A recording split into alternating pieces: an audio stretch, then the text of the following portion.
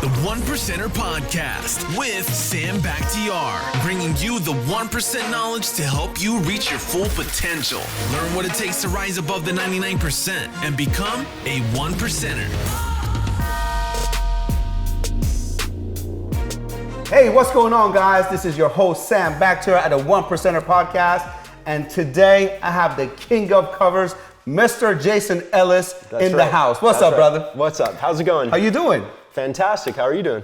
Well, man, I'm great. You're in the man cave. You're in the house. And I just want to know more about you, man. I mean, you are absolutely one of the most celebrated fitness photographers of our time.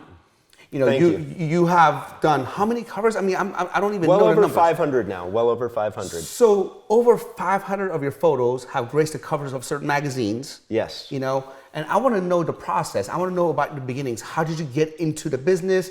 I want to know your journey, and I want to know how you become the best at what you do. So tell me first about when did you first start in photography, and is that like something that you've always been fascinated with? Yes. Well, first of all, I want to say thank you so much for having me here at your awesome man cave with all your Ferraris and Lamborghinis, and it's absolutely phenomenal. It's a pleasure having you. And so basically I got started in photography when I was 12 years old. My mom was a kind of an avid photographer, and I borrowed her camera one day, and things just really clicked. I really enjoyed it, and I started taking classes in school for it.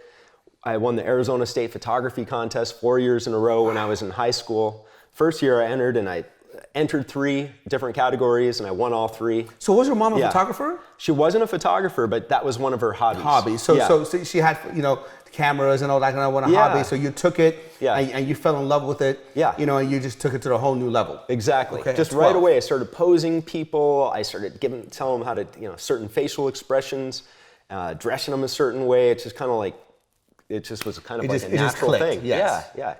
Okay, so you won Arizona State, photography championship, whatever that thing's called, right? Yes. And were you from Arizona? Originally Minnesota. And then I grew up in Arizona. Okay. That's right. And when did you at the time, said that, okay, fitness is going to be my niche? When did you fall in love with that? How did that come about? Yeah, I just started photographing people with really good bodies, and especially in college, I was really into fitness myself, and so my friends had some really good bodies, started photographing them, and I think that's kind of how that got started in fitness. Okay. Yeah. So, in college, you had a bunch of guys that work out, girls that work out. Hey, let me take some photography of you, took some pictures, and you're like, man, this is what I want to do. Exactly. That's exactly what happened. So. Okay. Yeah. So when did you first get your first gig, like maybe a paid gig, or you're like, man, I can't believe this person called me? 17. I was doing pictures of people, and I started working with Ford Modeling Agency at age 17. Ford Modeling Agency. Yeah. So. Wow. Yeah, I was doing pictures of somebody one day, and they said, hey, Jason, you should really go and talk to the owner of it was called Ford Robert Black Modeling Agency. So he owned Ford Modeling Agency, and I got that job. The day that I met him, he looked at my work, and he hired me that day to start shooting people, and I was 17. So you were 17 years old, you had a gig. Yes. You had like a full-time gig. Yes. And tell me about that. How did that, work? It went really, really well. Within a short period of time, I was booked all the time. And so I never really had to have a quote unquote normal job. In fact, I did some modeling for them as well. After about 3 months of shooting pictures for them, Adidas was coming into town and doing castings. So, they asked if I would do the casting, and I got the job. So I got Adidas, and then 3 months later, Nike came into town. I got the Nike job. So I did some modeling for them as well, which really gave me a lot of good experience on both sides of the camera. So you worked with Ford, Adidas, Nike, and this is like, you're 17, 18 years old? Exactly. Wow. Yeah. I mean, this is like, are you telling yourself at this time, like, what is a 17, 18, what are you telling yourself at this time? If I was a 17, 18 year old with those kind of gigs, I'm like, I don't know how big my head would be. It felt really, really good, to be honest. Yeah, it was awesome. And then it was just such an awesome opportunity to be around other models who have been doing it for a long time, and kind of travel the whole world. And I learned a lot. I learned a lot about life and about the business of modeling and photography, the whole thing. Okay. Yeah. Okay. And then after 18, you're doing this. What happens? Tell me about the process. Tell me about your journey. So last year of high school, obviously deciding what I wanted to do. I also really wanted to be a plastic surgeon or a photographer. So those were kind of the wow. two What major, a difference! A plastic surgeon or a photographer. Okay. Exactly. So, after looking at what each career entailed, and I started looking at what the educational requirements were, the cost, all the risk, pluses and minuses of being a plastic surgeon. Yeah. It became apparent right away that photography was definitely the route I should take. And it was something I already had a huge advantage in. What'd your mom think about that decision? She was very supportive. She's always been extremely supportive. Okay, because I know in my culture, man, if I would have done that, man, my mom would have been like, "What?" in our culture, I'm Persian, as you know, in my culture, what are you, photographer? You know what I mean? Yeah. Did you ever get that from anybody in the family? Or anybody else? I never really got that because I'd already proven myself. Yes. I was already doing well. Such a young age. Yeah. You were already like making six figures at 17, 18. Hey, I make more money than you. I can make my. Got it. Yeah. That makes total sense. Yeah. So. Okay. So you decided that photography was going to be the route. Yeah. Okay. So how did you now scale it? How did you make it a business? Well, I also went to college for photography, by the way. I went to Arizona State and majored in photography. I also apprenticed for a few different photographers in Europe. And then I came back here and I submitted some pictures to American Sports Network. And that was really kind of the first conduit that helped me get the breakthrough into fitness. American Sports Network, what is that? It was owned by Lou Zwick. A lot of people are very familiar with him, he's really big in the industry. They photographed and put on all these beauty pageants and fitness pageants and so forth. And I started doing pictures for them, but they also hired me to shoot Flex Wheeler. And that was 1998. And that was that was the top peak of his career too. Exactly, yeah. And he was like one of the most amazing bodybuilders of all time, one of the greatest physique. Yes. Okay, and was that your first pro bodybuilder that you? It was, and it was right after that photo shoot that basically it really took off for me in the fitness industry because people really love those pictures. It's got a couple different covers. In fact, Muscular Development put the very first picture I did of Flex Wheeler on their cover approximately 2 years ago. So if you look at my Instagram, you'll see it. Oh, that's awesome. It's the one of Flex Wheeler kneeling down. It's the famous kneeling down. Now that I have you here, what is your Instagram handle for people who are watching this? Sure. So it's Jason Ellis Photo. And I stalk your Instagram, very regularly, man. I see nothing but covers and nothing but models and just amazing photography. Over 500 covers on there. Yes. And you just literally master the craft. Yeah, I absolutely love it, and it's something that I've put a lot of focus into. It's definitely the 10,000 hours. What tipping point was that? Yeah, 10,000 hour rules. Way beyond. I probably had 10,000 hours at the age of like 20, to be honest. So, yeah. Okay, so at the time that you were doing this, who were some of the most recognized photographers when it came to bodybuilding and the fitness industry? Well, in terms of physique, it was Herb Ritz was really big, but not in bodybuilding per se. So it was probably Chris Lund. I remember Chris Lund. I remember that name, right? Yeah. Chris Lund was like in the OG, somebody who's, Yes. okay. And I know when a new kid comes on the block, sometimes they take you under the wing and they're happy about for you, and sometimes they're like, well, who is this kid, man, and all that kind of stuff. Was that something that you experienced? Which way did it go? Well, did you ever work with him? Did you ever meet him? I never worked with him or met him. He was kind of phasing out, I think, when I was phasing in. Got so we it. didn't have any major clashes. And I never worked with him, but was definitely a huge inspiration. I grew up looking at all of his pictures, right, in flex and muscle and fitness. So he was one of the greats. So you somebody you looked up to, and all that kind of stuff, and that. So he was like, you came in at a perfect time where his career was kind of winding down, your career was taking off. So you basically took the torch and put a new twist to it. Yeah. And gosh, man, your social media, you have like almost 3 million followers, on Instagram and all that kind of stuff because of the amazing photography that you do. Yeah. I'm very fortunate as far as just this time-space continuum that I grew up in and how being a photographer, if you think of what Instagram is, it's really about photography and video. And that's exactly what I do. So I'm very fortunate. And then all of the people, like if you look at the last 50 posts, if you just added up the social media followings of, Michelle Lewin and all the various people I have on there, it's over 100 million collectively. So it's, I'm very, very fortunate that things happen how they have. You put in your hours, you're fortunate, but you put in your hours. Like I said, you put in 10,000 hours by the age of 20. And you've been paying your dues. You're not only, you're not a photographer, you've been doing it since 12 years old. Mm-hmm. You went to school for it. You went an apprenticeship for it in Europe. You submitted to different things. You weren't just somebody who just, started taking some photos. You actually mastered the craft and dedicated your whole life. You're like the Floyd Mayweather of photography. You're dedicated your whole life to it. Yes. And what I love about you, Jason, is the fact that you're just not a photographer. You understand marketing. Correct. You understand marketing where, in this day and age, marketing is everything, the way you market yourself, the way you present yourself. Because at the end of the day, all the beautiful photography in the world is not going to help unless you have a marketing plan behind it for you to be able to market yourself, be able to have sustainability in this business. Exactly. So tell me how photography and marketing comes into play with you, and when did you first realize, hey man, I'm a photographer, but marketing is it? Yeah, that's a fantastic question, and I think it's a very important question. Because early on in my photography career, I looked around, I said, you know what? A lot of these other photographers that are getting paid millions of dollars a year, like Herb Ritts, Annie Leibovitz, Bruce Weber, they weren't necessarily any better. The actual picture quality wasn't any better. It's just that people perceive them at a much higher level. So I started realizing that it's all about perception, and then that led me to it's all about marketing and branding and positioning. So I read every book I could on those areas, and like you, I've read thousands of books, probably 10,000 books. I see all the books you have in there.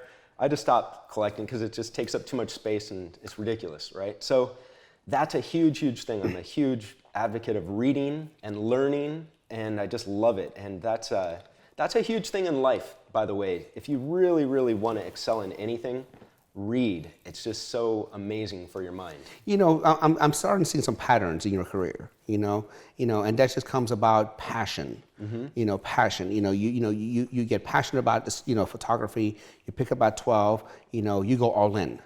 You get passionate about marketing. You go all in. You don't half step anything. You didn't half step your photography. I've seen you shoot before. And you in there, you're a professional. I mean, you set up, everything. You think about everything. You look at every single detail. Yes. And I was talking to my team earlier today. I said the difference between the 99% and the 1% is all the little details. Yes.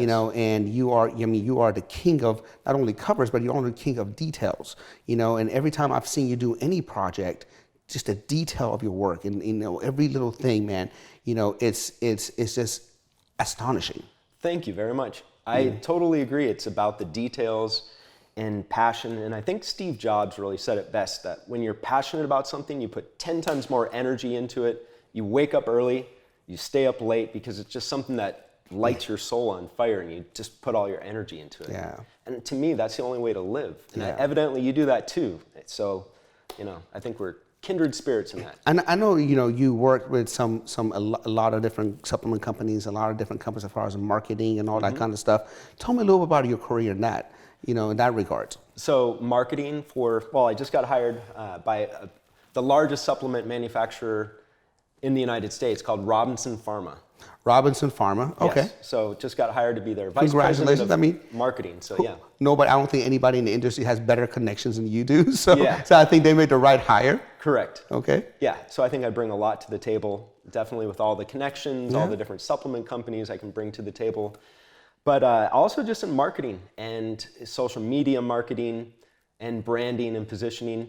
It's amazing they've done so well, and they make about $500 million a year without doing a lot of marketing. So it's really phenomenal. Well, now they just got the gasoline. Exactly. To add to the fire. They already have the fire. Now you're the gasoline. Now you're going to just take them to a whole new level. And I think you're very excited about that. I know how passionate you are about just creating things. And I know that, with this company, you're going to just take them to the whole new level. And I can't wait to have a meeting with them as well, yes. And see what they have to offer and, and all that kind of stuff. Yes. So now today, What is your typical day? With with like, I don't know, 3 million followers and everybody that knows you, I'm sure you get hundreds and hundreds of requests of photography, videography, and all that kind of stuff. Yep. How do you keep up with all of it? I wake up really early. I know. It's so funny, man. You text me today at like 4 o'clock in the morning because we know that we get up that early. Exactly. And you know what I mean. Usually I won't text anybody, but we know we're both early risers. I know you get up super early. Yes. So that's absolutely essential. Getting up early and having that uninterrupted, extended period of time of focusing is absolutely essential. That's what enables me to stay on top of everything. If I didn't do that, forget about it. There's just not enough time in the day. Okay. So, and then you focus and do you, at this point in time, I mean, you get so many requests, how do you choose between who you want to work with and who you don't want to work with? Well, because I know you're very picky. Yeah. I know you don't work with just anyone. You know what I mean? I've known that about you. And you're very picky. How do you make that decision process? It's a really good. There's a lot of variety of factors, but it really, at the end of the day, comes down to just an energy. If it feels right, if it excites me, that definitely, kind of dictates my decisions. Because I know, at one point you told me that you had retired. I've had a couple different points in my life where and now I've realized they're really technically called sabbaticals. Yes, you just take a little time off. I know you said you went to some island or something. Yeah. And then you came back and all that kind of stuff because your passion just keeps coming back to you. You know what I mean? It's like exactly. You can't get away from your passion. You felt like, okay, you made all this money, you have all this success. Right. Now you can lay back, and when you lay back, you're like, nah, I'm not really happy. I love what I was doing. Exactly. So because it's not about money now for you. Now you can just, pick and choose and just really be happy of who you work with, and you'll be able to turn down jobs that, if the vibe is not there, you've earned that. Yeah. No, it's true. I mean, I think it was 21 years old when that kind of happened. One of your friends actually asked me that as well.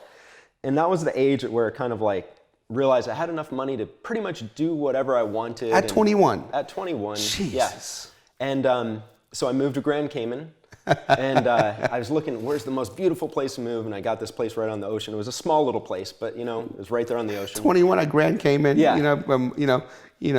God knows, money in the bank. God, good life is good. So that was my early retirement, and again, I realized it was because I kind of burned myself out by working, because I love to work, and then, like you said, I pour my passion into it, and so it's just this 24/7 thing. You got a little adrenal fatigue. Yeah, exactly, of the mind. So you not only take videos and pictures of some of the best physiques out there, but you practice what you preach. I mean, I know, a lot of photographers and people, in the industry, they're this, excuse my language, but they're just fat fucks. You know what I mean? They're these people that they never lift away. They're just good at photography, all that kind of stuff. But you're somebody who you have a 6-pack, you maintain in shape year round, I mean, gosh, I was down 6-7%, maybe less body fat year round. You're in great shape, you're a good looking guy, and how do you balance it all out? I mean, like you said, with everything that you do, it got to be a balancing act. Yeah. Well, first of all, thank you, and I see those same attributes in yourself as well. Thank you. So, I think that it's just a logical response by being around so many of the competitors and some of the best bodies in the world, and watching how they eat even during the photo shoots and hearing them talk. Obviously, it just kind of through osmosis over the years, I've kind of adopted everything to the point where as the Olympia rolls around, I actually start to diet and train like I'm freaking gonna compete. It's just that type of immersion into this industry to where like I've just adopted the way that they think. It's crazy. I'm doing cardio for an hour a day before the Olympia, watching my carbs. It's unbelievable. So it's really kind of a funny thing that, again, it's full immersion into the industry. And I bet you that gives you a lot more respect than other photographers where, they're just like, hey man, I just do photography. Yeah. You understand fitness, you understand the lifestyle, what they're feeling, what they do, so that, exactly. That makes so much more relatability and likability from someone than somebody who's never done anything like that. That's exactly right. Now that we're talking about this, it's really have the whole system wired, from being a model early on in my life, and then learning from all these other fitness models, and then getting in great shape myself, doing pictures. It's really, I got the whole routine down, and it gives me an advantage. Okay, so I'm going to ask you some questions. It might be hard, but I want you to really, really think about it, all right? Okay. So what was your favorite bodybuilder of all time to photograph or work with? You've done hundreds. I'll have to think about that, because Greg Plitt was definitely such an outstanding, amazing individual, super, super inspiring, West Point graduate, and just motivated millions of people, and was voted by Muscle and Fitness magazine to have the best body of all time. And that was with Arnold Schwarzenegger being in that competition, Sylvester Stallone, all the best physiques of all time. He won that. I know that name. For some reason, I can't remember. Yeah. I can't remember. So Greg Plitt, unfortunately, he was the one who passed away. He got hit by the train. A famous fitness model. Oh, yes, that's what I know. Train. Yes, yeah. I remember just a couple of years ago. Yeah. Yes. Yeah. Okay. Got it. He was an all-around athlete. Yes. I remember seeing. Oh yeah. That's. Yeah. Yeah. I know exactly who you are. Yep. So yeah. And he was doing a video shoot or something, wasn't he? He was doing. He got too close to the train or something like that in Vegas. I think it was in Burbank. Burbank. Yeah, and it was during a video shoot. That's correct. Yeah. Gosh, man, I wasn't tragic. doing that. I wasn't shooting that. No, I know you were. No, I know yeah. you were. No, I know. No, yeah. For the record, you weren't shooting that. But that was what it was. Such a tragic thing. Okay, Yeah. so that was your favorite. Now tell me, who was your least favorite? Tell me like a dick of a bodybuilder. He's like, you know what, man, you're an asshole. I will never work with you again. I'm sure you got some stories, because bodybuilders, someone can be a dick, especially when they're dieting, and they can go off the handle and all that kind of stuff. So tell me that story. It's funny. I get asked a lot about that, and it happens with a lot of different physique competitors and models as they're dieting. They get very temperamental. What's that term? Hangry? Hungry and angry? Yeah. So, sometimes they'll come off a little with an edge to them, but very rarely, almost every person I interact with, it's very high respect, a lot of fun, and it's just a really positive energy. You never had one that just walked off and it was pissed off or something like that? You never had one that happened like that way? No. Okay, good. Nobody's ever been pissed off or walked off a set or anything like that, no. I remember I did a photo shoot, and I was literally 5 days from a show. On the beach, it was cold. I was hangry. I was depleted. Yep. And then the photographer was like, yeah, let's just walk down there, let's do some photos down there. And it was literally like a mile. Mm-hmm. I looked at him like, you gotta be fucking crazy. I am not walking down there for nobody. I'm done. Yeah. This is it. I'm tired. I'm cold. Yep. I'm hangry. Yep. And so I can see some of that play out in some of the things. Yes. The first day I photographed Flex Wheeler, he was actually hangry in the middle of his shoot. He's like, Jason, I've got to go get a payday candy bar to keep his sugars and his energy level up. So it's kind of a funny story there. God, a payday Flex Wheeler, man. Gosh, man, that's crazy. Yeah. Now, who was the most impressive? When you looked at his physique, you were like, holy shit. Sergi Constance. The guy's incredible. Just his deep cut 8-pack and his perfect huge shoulders and arms and very aesthetic, physique. So I think Sergi definitely is one of those guys that's just super impressive. And I have to say Ulysses as well, Ulysses Jr. Okay. One of these absolutely amazing bodies, perfect 8-pack, perfect arms, it's just absolutely incredible. So yeah, they really impressed me. Who is, the most beautiful girl? Look, because look, some of the fitness girls I've seen, right? You've seen these people in person, right? Some fitness girls, you see on Instagram or all that time, they look amazing. But you look at them in person, I'm like, shit, you don't look nothing like that. Yeah. You know what I mean? But what would be one of the most beautiful girls that you photograph? You're like, man, you look actually better than your Instagram, or you actually look better in person. Man, that is such a loaded question, and I've got to. I know these are hard. I know these are hard questions, but these are the questions that I want to know, and I'm sure like people that are watching this, because you see so many. You see so many. Well, I think if you check out my Instagram, you'll see the women that I work with more on a routine basis or are featured in the videos. Those are some of the girls I think that are definitely some of the most beautiful in the industry. So check that out. Oh no, I was watching. I was on your Instagram story today. Yeah. I was looking at videos, and so I'm like, got it. That's awesome. Yeah. Okay. So now, regarding, if somebody wants to shoot with you, how do they find you? What's the process that they have to go to? And tell me, like, say, somebody just sees these podcasts. I'm like, what? I want to shoot with King of Covers. How do they find you? Where do they go? Well, they could send me a DM through Instagram. You actually answer your DMs? Well, I have some people that sort through them. They sort through them. Okay, got it. Because I'm like, look, man, I have like 1/10 of the following that you do, not even 1/10 of the following you do, and I can't even keep up. Yeah. All the messages I get. So I can't imagine like you have 3 million followers, and how many crazy DMs you will get. Yeah. So I have a couple people that filter through those for me. So that's still a good way to get in touch. You can also email me and just find me through my website, Jason Ellis Photography. So what is your email? So so for the people who are watching this, sure. if they want, these are just email for inquiry, right? Sure. Okay. What is the email for inquiry? The one I check most often, jasonellisphoto@yahoo.com. jasonellisphoto@yahoo.com. Yes. Now, for someone who wants to make a career in photography, I have a whole crew here, as you see, a bunch of young studs, hungry, want to do. And I always tell them, I told them today, I'm like, guys, I got the best coming here. I'm shooting with the best next month. Yes. So if you don't want to come and learn, that's on you. So for somebody who wants to get in a career in photography, and videography, and just marketing in general, what are your top 5 recommendation? What should they do? First, I would say they should identify their strengths. Like, what are they really, really good at, better than anybody else? Is it video? Are they really great at capturing things? Are they great at the drone? I've got an amazing drone operator.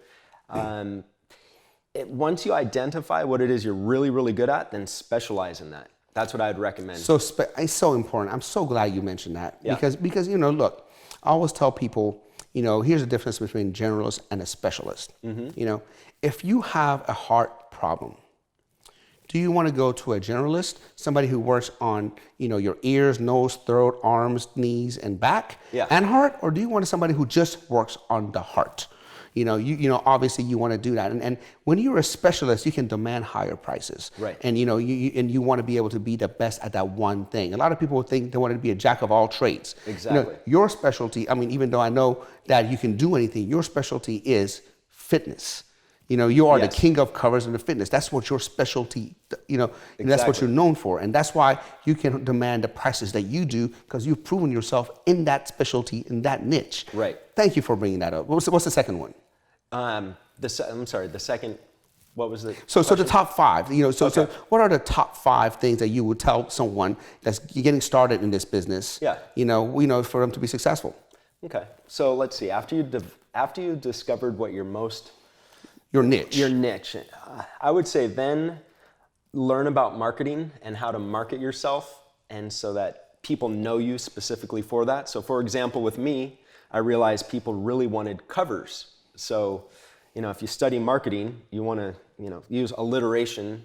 King of covers just kind of works, and so that is something that you should definitely take into consideration. Okay, so your message is congruent with your niche. Yes. Okay, So for example, if somebody realized they're really good at drones, maybe they're the king of drones, right? The king of drone operator. That would make you want to hire that person if you knew, like, hey, I need a really great drone operator. Well, look at this guy. He's the king of drones, right? See, that's exactly what we did with our camp transformation centers, because when somebody goes to the gym, the number one reason they go to the gym is because they want to transform. Right. So we didn't call it the camp fitness, the camp boot camp, the camp personal training. That means it's the camp transformation center. Right. We're transform people. you know, and so our message is congruent to what people want and what people want to see and what we do, you know. Awesome. So niche. Well, actually, the third point, which you just brought up, is identify what it is your target demographic values most. It was transformation for your company. So that word transformation, own that word. Yep. Okay, so that would be number 3. Okay. So that's so you talked about learn marketing, you know, and for you it was like, you know, reading a lot of marketing books and you know, and all that kind of. For me, it was the same, and I also got some mentors and teach me about marketing and all that kind of stuff. Yeah. What are your top 2 or top 3 books you recommend? You know, if somebody you know to read about marketing. You know what's funny? I'm not even going to tell you. You know why?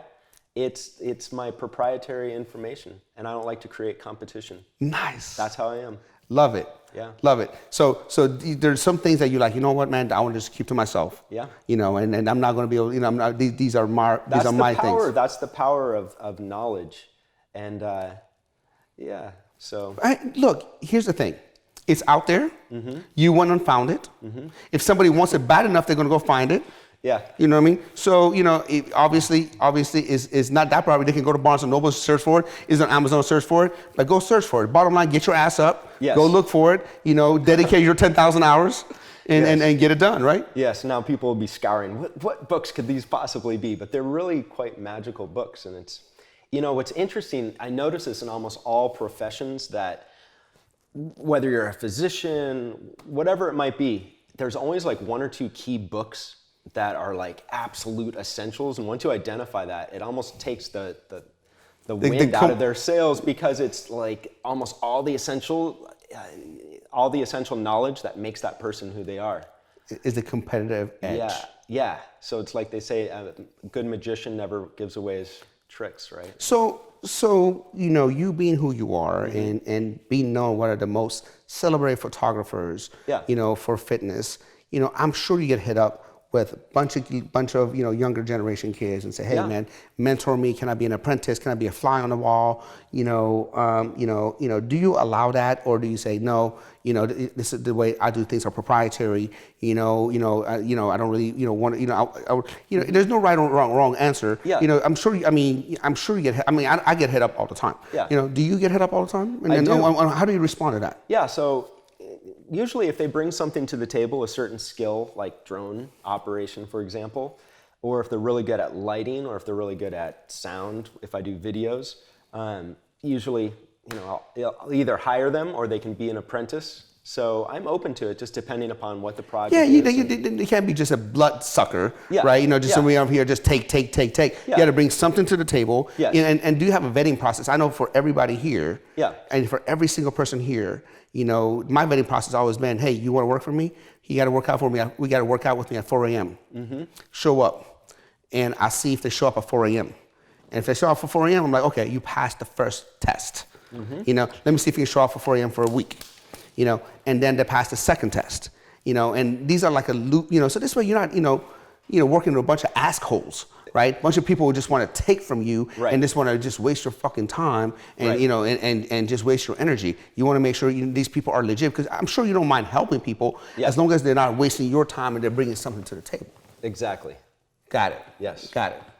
All right. So what's next for you, Jason? I mean, I know you know some of the top people in the industry. I know you have a call here soon. I don't even know if I can say it on video. You know who the call is with. I'm not going to say that. You know, but it's a multi-billion-dollar company. One of the biggest, one of the biggest supplements in the country. Is found everywhere in 7-Elevens and everything like that. And and I know you have a call with them. What's next for you? I know you're moving to a new home and right on the beach in Laguna Beach, man. Now you have the beautiful SL65. I mean, what's next for you? I mean, what do you what is going to secure your legacy from here? What do you mean? What is the fulfillment? What's from here? Well, I definitely have my eye on creating more documentaries. So I'm actually right now in the process of making another one called, It's Aging Evolution. So I currently have one that's on Amazon Prime right now called Growing Young. After that, I got hired by a company to shoot this one called Aging Evolution. So I'll be filming with Mark Cuban next week. And I've already photographed the lead guitarist for Def Leppard It's already in the can. And so creating documentaries that bring a lot of value to the masses is something that really, really gets me excited and just something that fulfills me. So these documentaries are about how to stay youthful and, functional as you get older. I'm all in. I'm going to be watching that. Yeah. Because I'm in that age right now that I want to look good, but more importantly, I want to feel good, and I want to live a long time to see my children get married and things like that. Now, exactly. Now I want to create a documentary. Okay. I did like a little poor version of it a few years ago. Yeah. About me coming to America and go and show my old home and my neighborhood and all that kind of stuff, man. I would love to collaborate with you on that. Okay. And come up with a documentary. I would love to collaborate with you on a documentary on me coming to America, where I grew up, all the hard times and all that kind of stuff.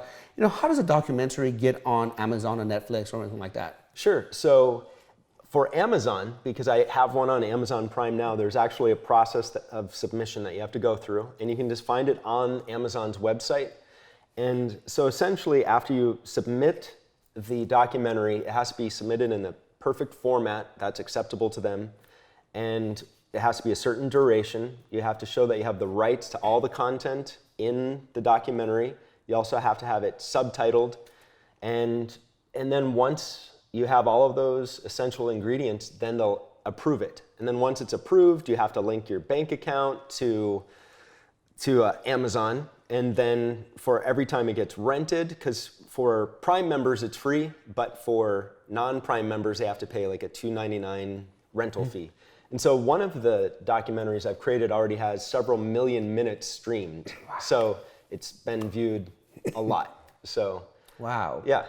Well, I would love to collaborate with you on a project like that. I would be happy to do that. And I know you have a call coming up, very important call coming up soon. I can't tell you how blessed I am knowing you, having you in my house, calling you as a friend.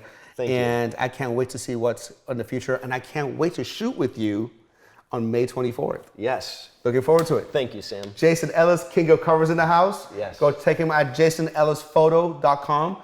JasonEllisPhotography.com.